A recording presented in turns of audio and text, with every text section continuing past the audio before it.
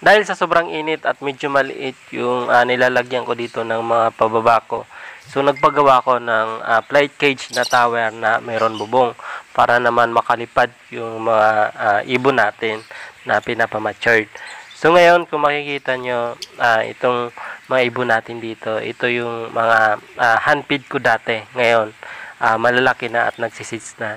So ito, meron tayo dito mga flight cage, double cage, collapsible at mga CPO, mga nest box, pairing cage, pairing box. So meron tayo dyan. So meron din tayo nyan sa Shopee.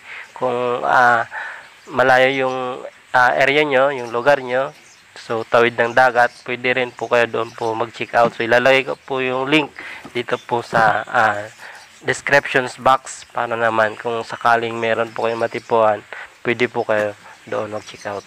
Ngayon naman ay pinapakain natin yung handfeed natin dito na inakain kasi nagugutom na sila at medyo marami to. So siguro nasa 20 pieces to. Meron pa tayong kukunin doon po sa kanilang magulang. Ngayon, isa-isa na pinapakain ko sila.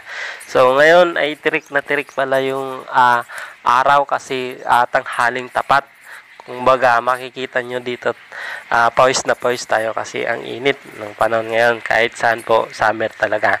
So ang sarap na maligo, magbabad sa tubig.